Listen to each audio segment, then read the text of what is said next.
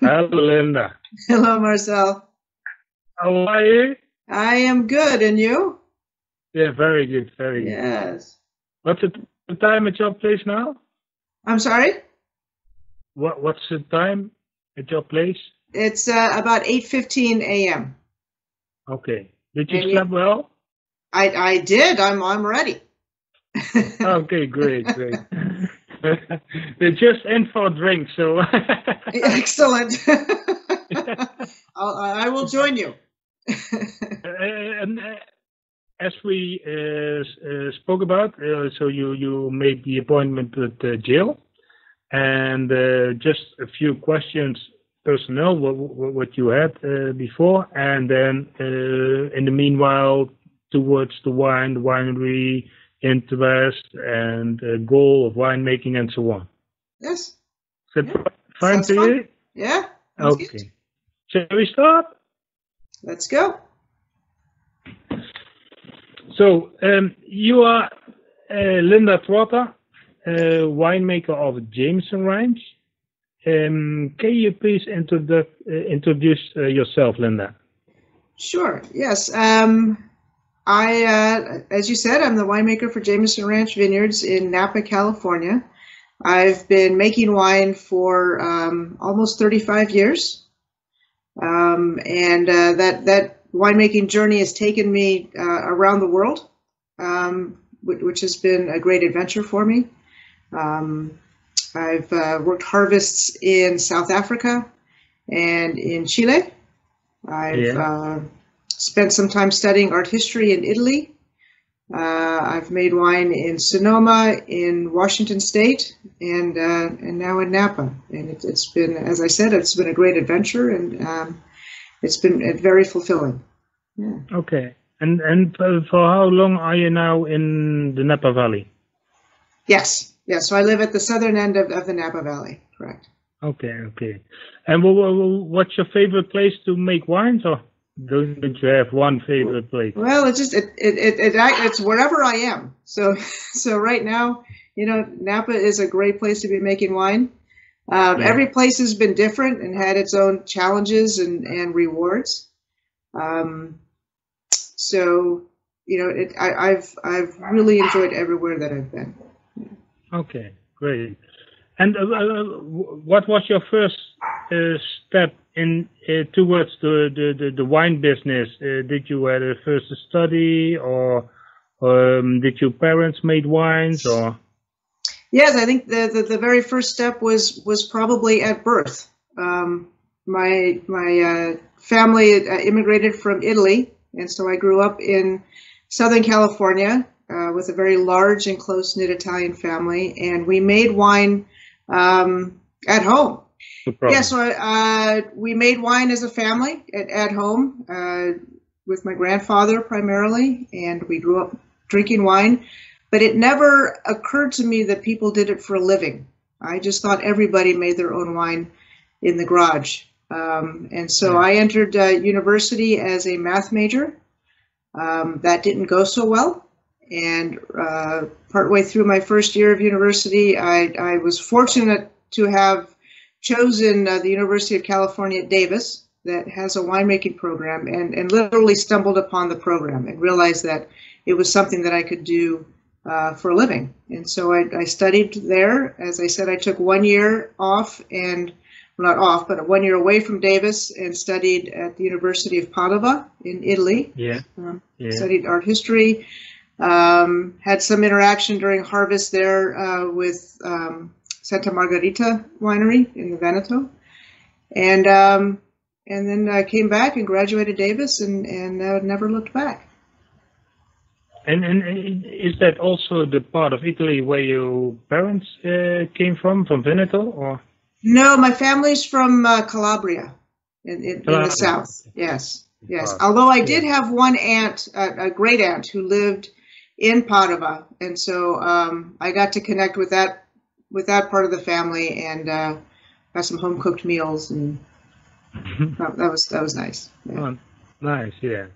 And you're making now wines from great varieties in the Napa Valley, which are very well settled in the Napa Valley. But is it also a thought of you to make some wines from Italian grape varieties because of your roots? Or? Not so much. Italian varieties tend not to do as well in the areas that we're sourcing fruit from. A great place for Italian red varieties is the Sierra foothills of California. Barbera tends to do really nicely there. We don't source from that area, so I satisfy myself by drinking good Italian varieties that other people make. And make the wines that do best for us. Yes. Yeah, that's the most important thing. Exactly. As long as you have something to drink, you're good. Yeah. And which varieties do you like the most? Which wines that you create are your favorites, or? Yeah, it's it's a little bit like asking which are my favorite children. I get great joy out of making everything that I make. I'd say there's a particular satisfaction that comes from making aromatic whites in general. I spent quite a bit of my career making dry Gewürztraminer in Sonoma. Okay. And in Washington State, I made a dry Riesling, and I've always made Sauvignon Blanc wherever I've been. And so I'd say right now I'm enjoying trying different methods and different styles of Sauvignon Blanc, and that's been fun. But I also enjoy making. Making a red blend is a huge challenge and hugely satisfying for me. So okay. I like it all. Yeah, it's very important that you like it all yourself. And how many bottles do you have in production in general now? For Jamieson Ranch, I think we hover around 75 or so thousand cases with different programs, and they're not all Napa Valley appellation. We source from.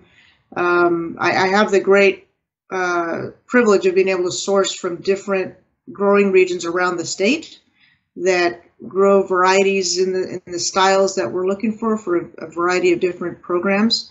Yeah. Okay, nice. And from which part, for example, I know that the best Zinfandel grapes are coming from Lodi. Is that correct? And you have your own parts for the Chardonnay, for the Cabernet and so on. Yeah, so we bottle a Lodi Zinfandel under the Whiplash label, and yes, that's a lot of fun to make. We work with vineyard owners and suppliers to make the style of Zinfandel that we would like. Yeah, and then we have Chardonnay that comes from the coastal regions. We have Cabernet that comes from kind of interior valley as well as Napa Valley. So we utilize the best regions around the state to fulfill our needs for the style of wines we want to make. Okay, and for the people who are looking and listening, you have several ranges. So your entry level, but it's also very high standard level already, is the Light Horse, then the Whiplash, then the Riata, then the Double Ariat. Is that correct? Can you please explain a little bit? Yes, our brand manager might hire you. You you've got it down. Yeah, I like them. Yes. So at the entry level we have Light Horse. And in the Light Horse label, we make a Chardonnay, a Pinot Noir, and a Cabernet Sauvignon. These are all sourced from various sites, mostly in the cooler coastal regions and some of the interior, warmer regions of California. The Chardonnay is it's unoaked. We don't put it on oak. The stylistic goal for all three wines, I should say, I should back up a little bit, is that they're the Lighthouse Chardonnay is no oak at all. Correct. Because what we want for all three of those wines is for people to taste the variety. We want you to taste what Chardonnay tastes like, what Pinot Noir tastes like, what Cabernet is like, and so they're done in a style that promotes the fruit in a somewhat refreshing way, and an easily accessible way. You made it fantastic, because I love this Lighthouse range because of his freshness and for example also the fruitiness, the juiciness, and what you mentioned also the typical grape variety you taste, and it's very juicy and not so stucky and not so sticky in the end by sweetness, but also very good, nice and long acidity in the end. Oh good. So, yes, that's exactly what we're going for, and it's a wine that is enjoyable by the glass, but will also complement a meal if desired. Yeah. Okay. And then the Whiplash range. Yep. So Whiplash also includes a Chardonnay, Pinot Noir, and Cabernet. We also do the Lodi Zin that we mentioned earlier, and we do a red blend. And those wines, again, we want the fruit to be prominent, but these wines are a little bit bigger and bolder. There is oak on the Chardonnay in this range, so all the wines see oak. The tannins on the reds are a little bit more robust than in the Light Horse reds. But again, as much as they're bigger and bolder, we still want the fruit character to be prominent. Okay, and do you have a special preference for wood aging? Which wood do you prefer with this combination of fruit? Yeah, you know what? It's different for all of them. Most of the wood is French oak, but we select different toast levels, different grain tightnesses, length of time on the oak, just depending on the wine, and it might vary a little bit from year to year, just because the wine might take up the oak a little bit differently from one vintage to the next. So predominantly French oak, but the types of French oak we use can vary greatly. Okay, so what the consumers are thinking every year in the Napa Valley is consistent and always the same.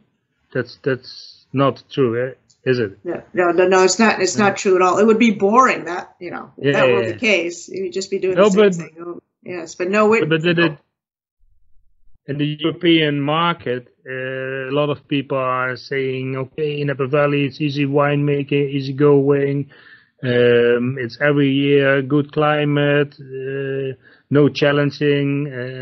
And I always say, okay, please go ahead, go on. I was there once last time, and there's only saying the Californian sun, and the last time I was in Napa Valley was only 5 days in a row raining, so that was not the truth. Yeah, exactly. Yeah, I mean, there's nothing predictable or consistent about Mother Nature and about farming in general, and what many people forget is that at the base of winemaking is farming. It's agricultural. 100%. Yeah. And then the next level, the next range, the Riata range. Yeah, so the next tier is Riata, and in the Riata label we have a Chardonnay and a Pinot Noir.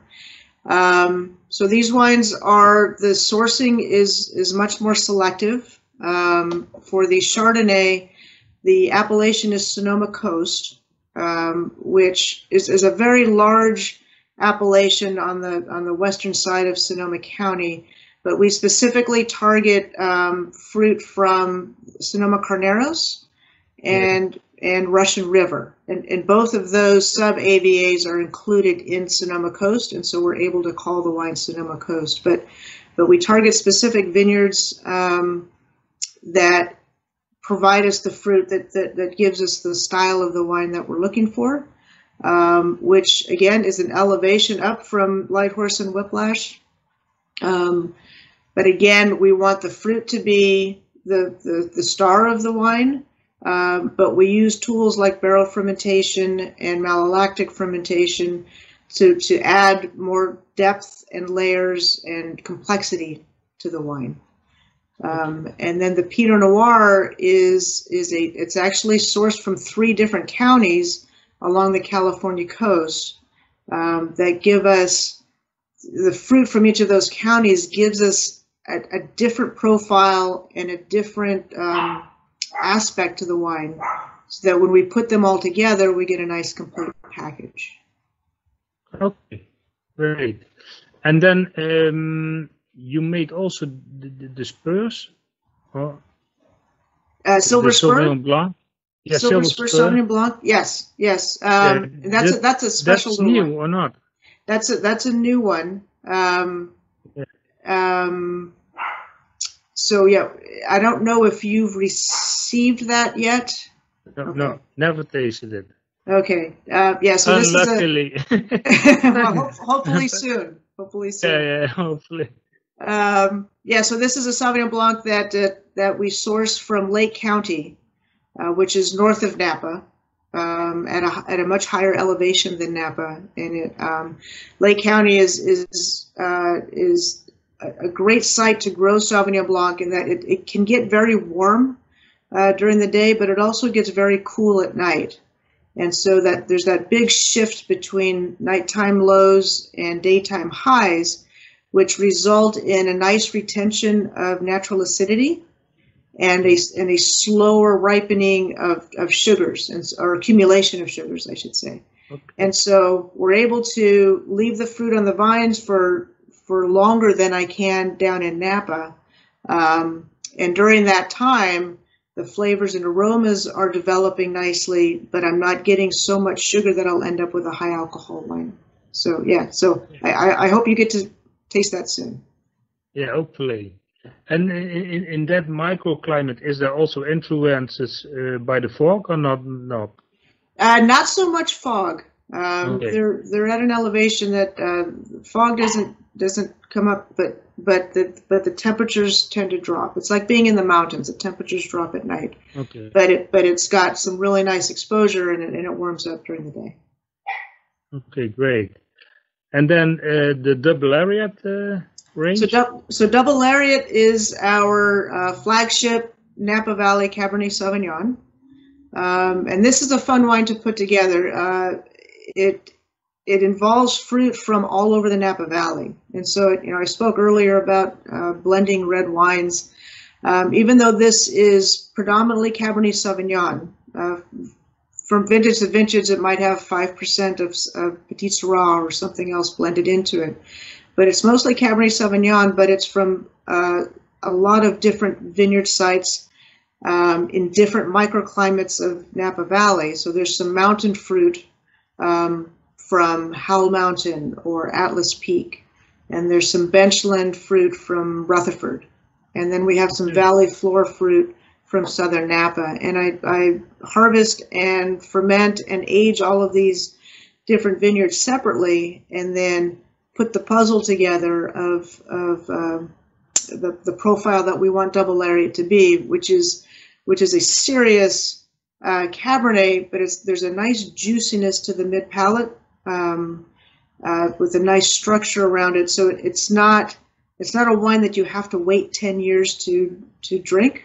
There's some nice resolution of the tannins, and we get that because, as I said, by pulling in fruit from different profiles of AVAs, we're able to put together a nice textured and layered package. That's very well done, because I like it very much. Oh, good, thank you. And what's very nice is some wine growers are taking only the mountain fruit, only the valley floor fruit. So, and the nice mixture of that is also very nice. And maybe that's also the people in the business like the double area very much. For example, the guys who makes the ratings, it's a nice price and a high rating. So good. It's a very good combination. Excellent. Thank you. Can you also please explain us a little bit about the labels, about the names behind it? What means the names? Yeah, so Jamieson Ranch as a brand is meant to pay homage to the rich ranching tradition of Napa Valley. I mean, there's a really nice long history of ranching and cattle running that really helped establish the valley, and so all of our labels and our brands are meant to kind of give notice to that. So Light Horse, Whiplash, obviously those bring in the horse tradition. Silver Spur, relates to the spurs that the cowboys wore to spur the horse on to move the cattle, to keep things moving and growing. Riata is Spanish for the word lariat or lasso. Or rope, and so and if you know how rope is made, it's different threads that are woven together, and so we talk about weaving and layering and putting together complexity in wines, and then double lariat, again another word for lasso or riata, and we just double down on the complexity with the Napa cab. Oh, nice. And is there still a foundation with the horses? No, that was discontinued. No. Okay. Which goal of winemaking do you have in the future? To go on in this, or do you have some new challenges, or do you have some new goals to make that wine, or? My goal is to continue what I'm doing. Which is making the best wine I can and having fun at it. The minute it's not fun anymore, I might take up stamp collecting or something. But there's we talked about how different vintages are different, and there's different challenges every year, and almost every day there's a different challenge. That keeps me interested, and it's very fulfilling for me. And we as we did with we introduced the new Silver Spur Sauvignon Blanc. There's always something new down the pipeline that I may not envision yet, but I have the latitude to, if something piques my interest, I'll propose it and pursue it. And so I just want to keep making great wines and making people happy when they drink it. That's very important. And your wines are also very good in the gastronomic world. So they can combine with a lot of dishes and different types of cuisine. You have to love food as well, or not? Absolutely. Yeah. Absolutely. Which kind of food do you prefer? Or?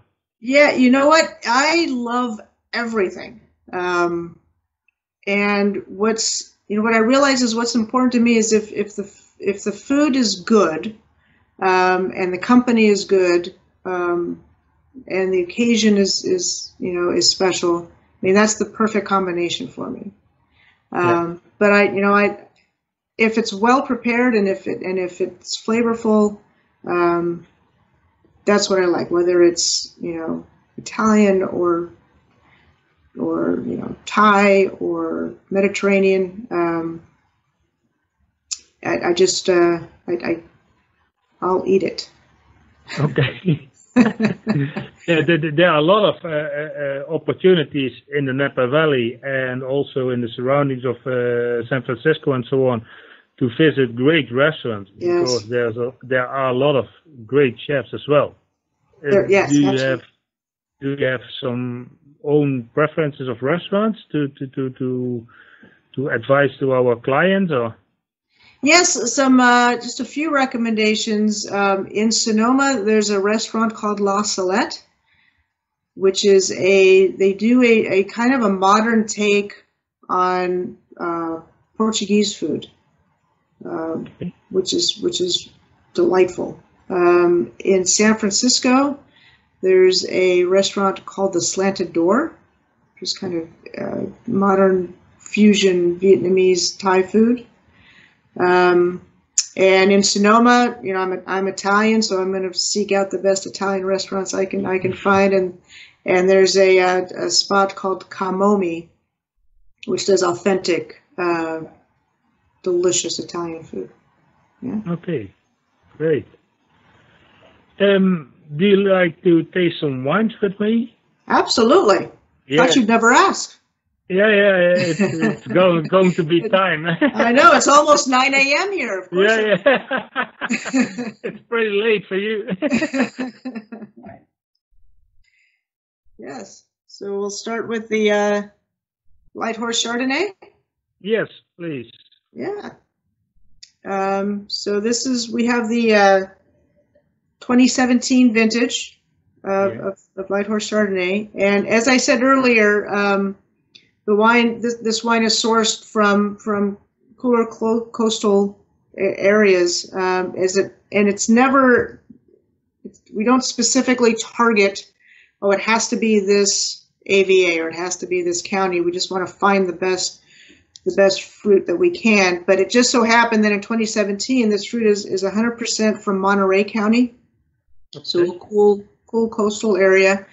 And what we're looking for is just some nice fresh fruit to jump out of the glass. And as I said, there's no oak to hinder your appreciation of that.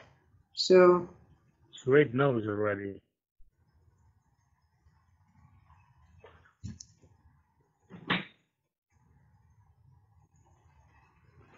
Yeah. So crisp acidity, some nice fresh lifted citrus and apple and peach fruit. Yeah. You have to pass a little bit pineapple as well. Some pineapple, some tropical, yes. Yeah.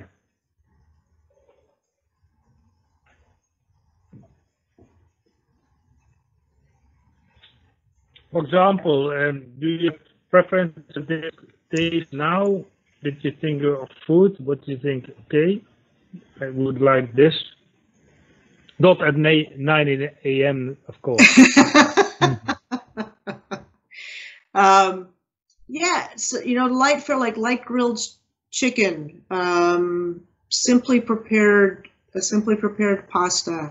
You know, some mild cheeses. You know, tend to be nice pairings. Yeah. Yeah, it's great, and it stays in the mouth. It's nice length, nice acidity. It's a great glass of wine. Yeah. Thank you very much. Yeah. Pleasure. Shall we take the next one? Yes.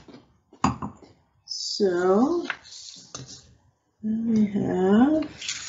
we have Riata Pinot Noir. And 2015, yes, yes, that's correct. Have. Yeah. Yep. Just looking at my notes here as far as appellations. So this wine here, I mentioned it comes from 3 different appellations, and that's Sonoma County, Monterey County, and San Benito County. And a lot of people may not be familiar with San Benito, but it's a county that's just north and east of Monterey. So it's in the central part of California, and it has there's a creek that runs from the Monterey Bay, from the Pacific Ocean, up into this area, and so it has this influence of sea breezes and coastal fog that reach it. So, but it does tend to be a little bit of a warmer region for Pinot Noir, but it has this coastal influence.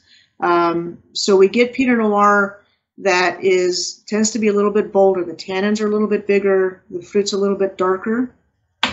And that balances well with the fruit from Sonoma, which is, again, from pretty much all over Sonoma. A lot of Sonoma Carneros fruit, but tends to be bright and red fruited and lots of acidity and just very pretty.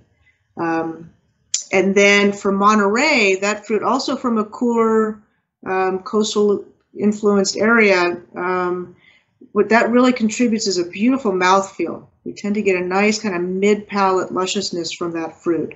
So when we put these three components together, we weave together, the Riata Pinot Noir into a complete package. And so it's got a lot of depth, but it shows its fruit, and it shows a nice combination of red but slightly darker red fruit, integrated tannins, and just enough oak to lift the fruit and to give it complexity.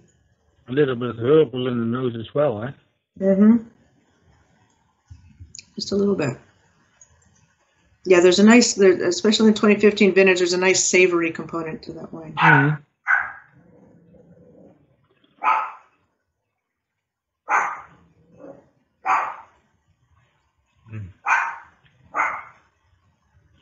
Nice.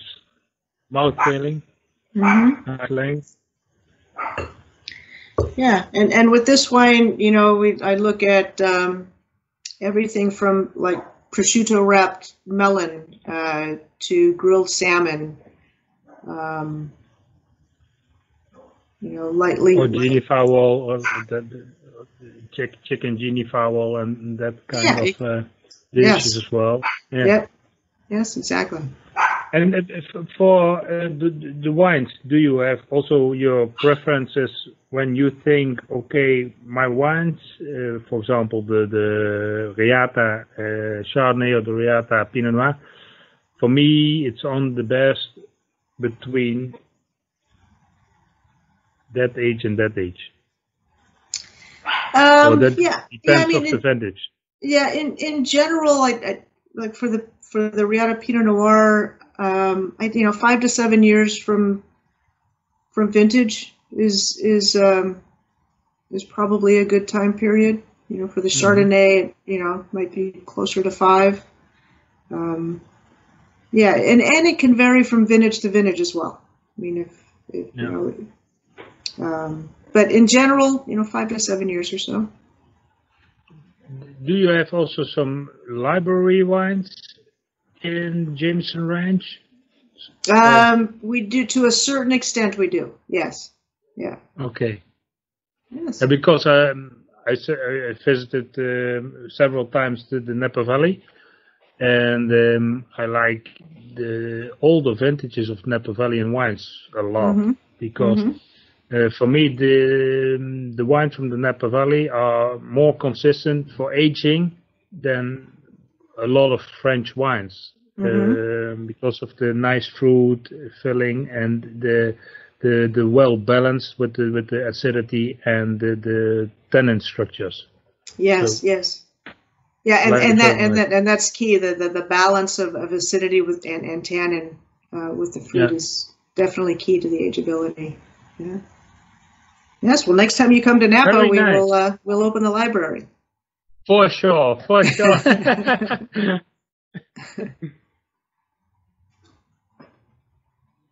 Can we make a next step to the next wine? Yes. So then we go to Whiplash Zinfandel.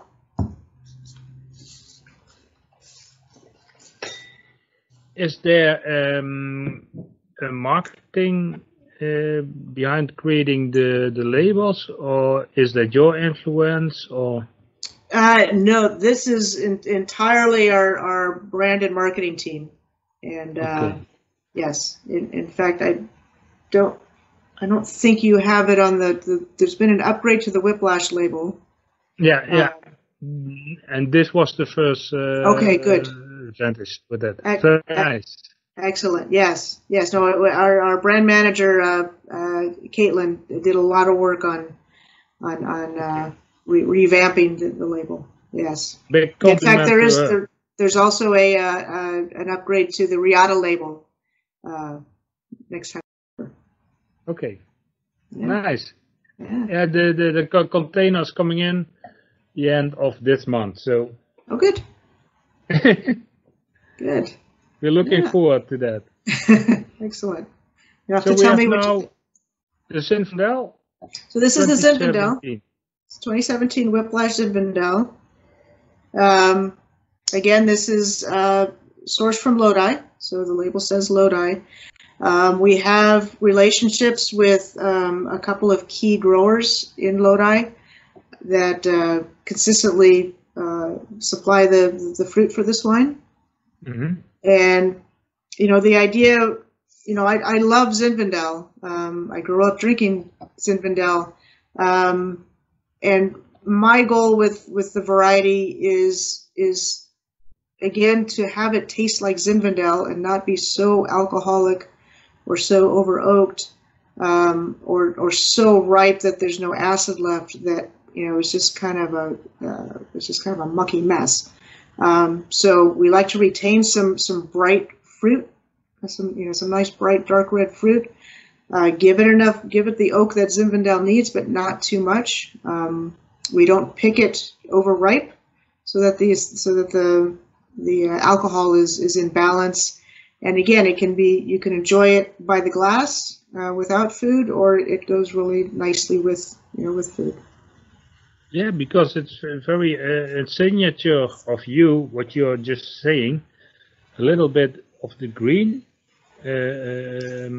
acid, and then the ripeness of the fruit, so not the over-ripeness, also not unripe, but just the great combination. So I like it very much. Oh, good. Very well done, but it's very precise, eh? It is, yeah. It's a fine line, and you know when you've gone over it, and you know when you haven't quite reached it yet. Yeah. Okay. Yeah.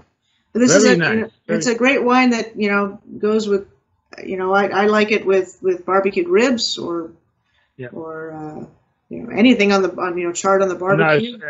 A nice ribeye. Yeah, ribeye, exactly. Or pepperoni pizza. Also fine. Yeah.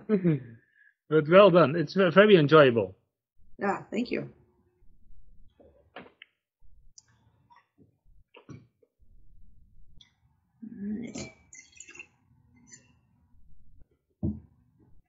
I think we'll be ready for the we finished with double lariat.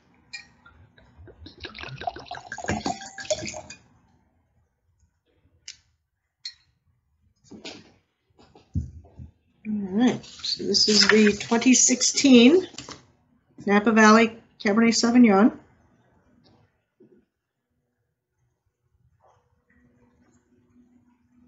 '16 was a very good vintage, eh? Mm-hmm. Yeah. Yep, it was.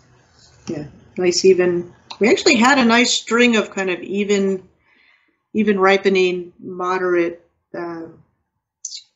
temperatures, starting with 16. Yeah.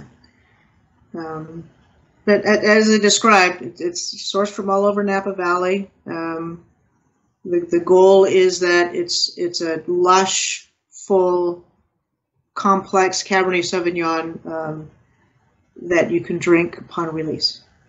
Yeah, it's a quite nice puzzle, as you mentioned. Yeah, thank you. Yeah.